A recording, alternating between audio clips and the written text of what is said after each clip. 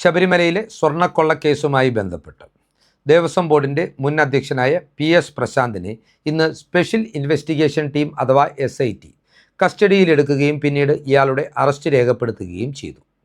കോൺഗ്രസിൽ നിന്ന് കൂറുമാറി CPMലേക്ക് എത്തിയ നേതാവായതുകൊണ്ട് തന്നെ ഈ അറസ്റ്റ് രാഷ്ട്രീയ പ്രേരിതമാണ് എന്ന പ്രചാരണം നടത്തുവാനാണ് CPMും ഇടത് കേന്ദ്രങ്ങളും ഇപ്പോൾ ശ്രമിക്കുന്നത്. എന്നാൽ പ്രശാന്തിൻ്റെ അറസ്റ്റിൽ കോൺഗ്രസിന് യാതൊരു പങ്കാളിത്തവുമില്ല എന്നതാണ് വസ്തുത.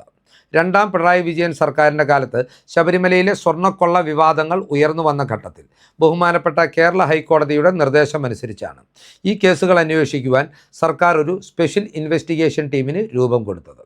ഈ ഇൻവെസ്റ്റിഗേഷൻ ടീം അന്വേഷണ പുരോഗതി അറിയിക്കേണ്ടത് ഹൈക്കോടതിയെ മാത്രമാണ്, സർക്കാരിനെയല്ല. ഈ അന്വേഷണ സംഘത്തിൻ്റെ പരിപൂർണ നിയന്ത്രണവും ഹൈക്കോടതിക്കാണ് ഇപ്പോഴും ഉള്ളത്. അതിനാൽ തന്നെ സർക്കാരിന് ഈ അന്വേഷണ സംഘത്തെ സ്വാധീനിക്കുവാനോ സമ്മർദ്ദത്തിലാക്കുവാനോ സാധിക്കുകയില്ല എന്ന വസ്തുത ബോധപൂർവം മറച്ചു വെച്ചുകൊണ്ടാണ് സ്വന്തം പാളയത്തിൽ ഒരു നേതാവ് അറസ്റ്റിലാകുമ്പോൾ അതിൻ്റെ ജാള്യത മറയ്ക്കുവാനായി CPM ഇത്തരത്തിലൊരു വ്യാജ പ്രചാരണവുമായി രംഗത്തെത്തുന്നത്.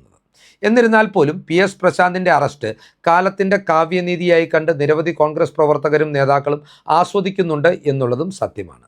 കാരണം PS പ്രശാന്ത് എന്ന നേതാവ് അത്രമാത്രം വലിയ വഞ്ചനയാണ് തനിക്കെല്ലാം നൽകിയ കോൺഗ്രസ് പാർട്ടിയോടും തന്നെ വളർത്തി വലുതാക്കിയ ഉമ്മൻചാണ്ടി എന്ന രാഷ്ട്രീയ നേതാവിനോടും കാണിച്ചിട്ടുള്ളത്. അതുകൊണ്ട് തന്നെയാണ് ഈ അറസ്റ്റിൽ അവർ ആഹ്ലാദിക്കുന്നത്.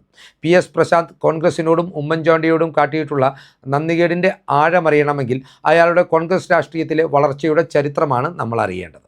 ഈ ചരിത്രം പ്രേക്ഷകർക്കായി പങ്കുവെക്കാനായിട്ടാണ് ഈ വീഡിയോ ചെയ്യുന്നത്.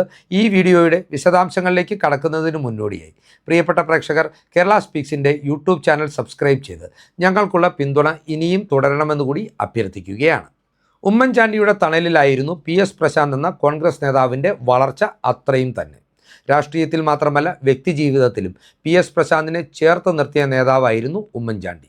വ്യക്തിജീവിതത്തിൽ അദ്ദേഹം ഗുരുതര രോഗം ബാധിച്ച് ശ്രീചിത്ര ആശുപത്രിയിൽ ശസ്ത്രക്രിയയ്ക്ക് വിധേയനായ ഘട്ടത്തിൽ കുടുംബാംഗങ്ങൾക്കൊപ്പം മണിക്കൂറുകളാണ് ഉമ്മൻചാണ്ടിയും ആ ആശുപത്രി വരാന്തയിൽ പ്രശാന്തിന് വേണ്ടി പ്രാർത്ഥിച്ചുകൊണ്ടും അയാളുടെ കുടുംബാംഗങ്ങളെ ആശ്വസിപ്പിച്ചുകൊണ്ടും നിലകൊണ്ടത്.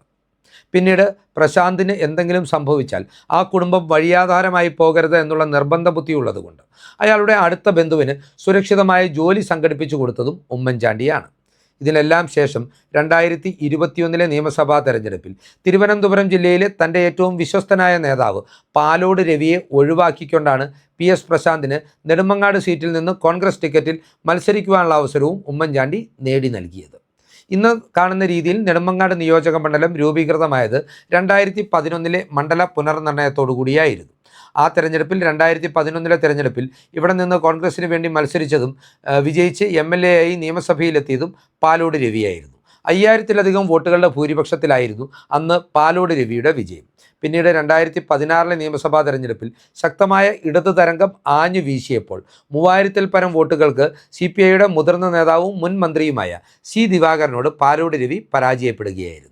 സ്വാഭാവികമായും 2021 നിയമസഭാ തെരഞ്ഞെടുപ്പിൽ തനിക്ക് തന്നെ ടിക്കറ്റ് ലഭിക്കുമെന്ന് പാലോട് രവി ഉറച്ചു വിശ്വസിച്ചിരിക്കെയാണ് PS പ്രശാന്തിന് അവസരം നൽകുന്നതിന് വേണ്ടി പ്രശാന്തിൻ്റെ നിർബന്ധ ബുദ്ധിക്ക് വഴങ്ങിക്കൊണ്ട് ഉമ്മൻചാണ്ടി പാലോട് രവിയെ ഒഴിവാക്കിക്കൊണ്ട് പ്രശാന്തിനെ ഈ സീറ്റിലേക്ക് സ്ഥാനാർത്ഥിയായി നിശ്ചയിച്ചത്. എന്നാൽ ദയനീയ പ്രകടനമാണ് പ്രശാന്ത് ആ തെരഞ്ഞെടുപ്പിൽ കാഴ്ചവെച്ചത്. 20,000-ൽ പരം വോട്ടുകളുടെ ഭൂരിപക്ഷത്തിലാണ് ആ തെരഞ്ഞെടുപ്പിൽ PS പ്രശാന്ത് എന്ന കോൺഗ്രസ് സ്ഥാനാർത്ഥി മുൻ മന്ത്രിയായിരുന്ന GR അനിൽ എന്ന CPI നേതാവിനോട് പരാജയപ്പെട്ടത്. ഏതൊക്കെയാണെങ്കിലും ഈ പരാജയം നടന്ന് മാസങ്ങൾക്കകം തന്നെ ഉമ്മൻചാണ്ടിയെയും തനിക്ക് എല്ലാ അവസരങ്ങളും നൽകിയ കോൺഗ്രസ് പാർട്ടിയെയും വഞ്ചിച്ചുകൊണ്ട് PS പ്രശാന്ത് എന്ന നേതാവ് ഇടതു പാളയത്തിലേക്ക് CPM പാളയത്തിലേക്ക് ചേക്കേറുകയായിരുന്നു. മുൻ ദേവസ്വം മന്ത്രിയായ കടകംപള്ളി സുരേന്ദ്രൻ എന്ന തിരുവനന്തപുരത്തെ CPMൻ്റെ ഏറ്റവും ശക്തനായ നേതാവിൻ്റെ അനുഗ്രഹ ആശിസ്സുകളോടെയായിരുന്നു ഈ കൂറുമാറ്റം എന്നുള്ളതിനാൽ തന്നെ പിണറായി വിജയനും PS പ്രശാന്ത് എന്ന നേതാവ് വളരെ പെട്ടെന്ന് പ്രിയങ്കരനായി മാറി. പാർട്ടിയെയും ഉമ്മൻചാണ്ടിയെയും വഞ്ചിച്ച് CPMൻ്റെ പാളയത്തിലേക്ക് എത്തിയ PS പ്രശാന്തിന് വലിയ പ്രതിഫലമാണ് പിണറായി വിജയൻ എന്ന നേതാവ് നൽകിയത്. തിരുവിതാംകൂർ ദേവസ്വം ബോർഡിൻ്റെ അധ്യക്ഷ സ്ഥാനം അല്ലെങ്കിൽ പ്രസിഡന്റ് സ്ഥാനം നൽകിയാണ് പിണറായി പ്രശാന്തിനെ വരവേറ്റത് തന്നെ.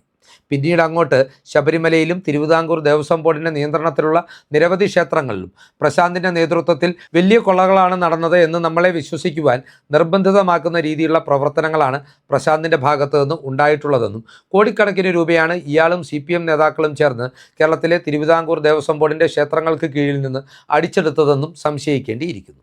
ശബരിമലയിലെ സ്വർണ്ണക്കൊള്ളയുമായി ബന്ധപ്പെട്ട് കൃത്യമായ ദുഷ്ടബുദ്ധിയോടുകൂടി പ്രശാന്ത് പ്രവർത്തിച്ചു എന്നതിൻ്റെ കൃത്യമായ തെളിവുകൾ സമാഹരിച്ചതിന് ശേഷമാണ് SIT ഇപ്പോൾ അയാളെ അറസ്റ്റ് ചെയ്യുവാനായി തീരുമാനമെടുത്തതും ഈ തീരുമാനം നടപ്പിലാക്കിയിട്ടുള്ളതും.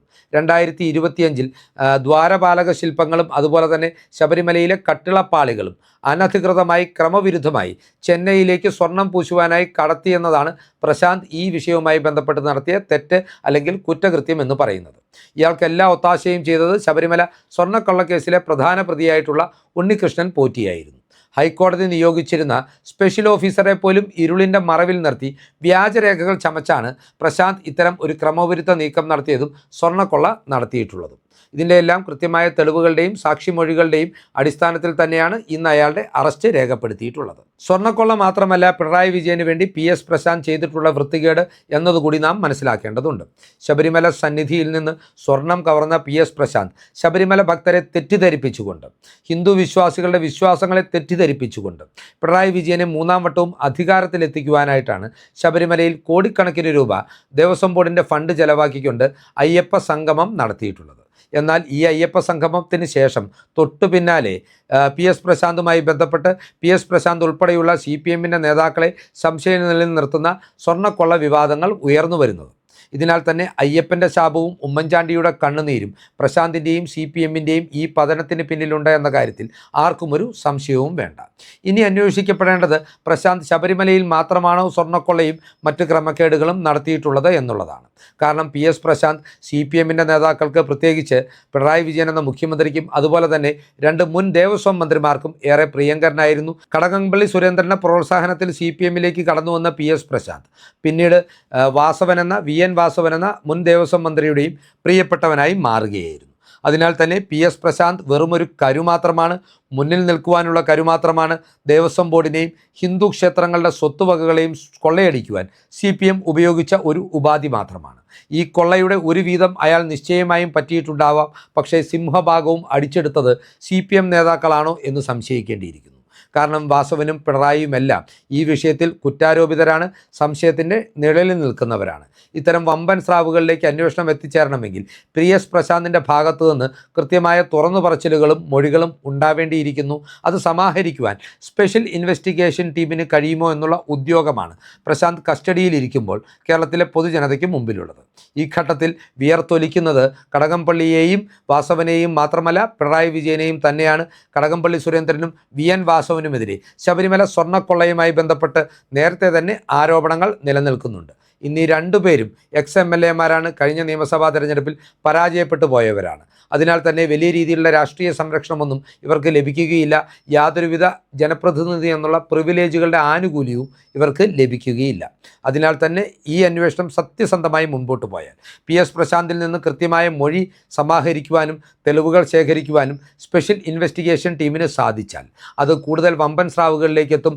ഈ വമ്പൻ സ്രാവുകളിൽ കടകംപള്ളി സുരേന്ദ്രനും VN വാസവനും ഉണ്ടാകുമെന്ന് തന്നെയാണ് ഈ ഘട്ടത്തിൽ പുറത്തു വരുന്ന സൂചനകൾ വ്യക്തമാക്കുന്നത്.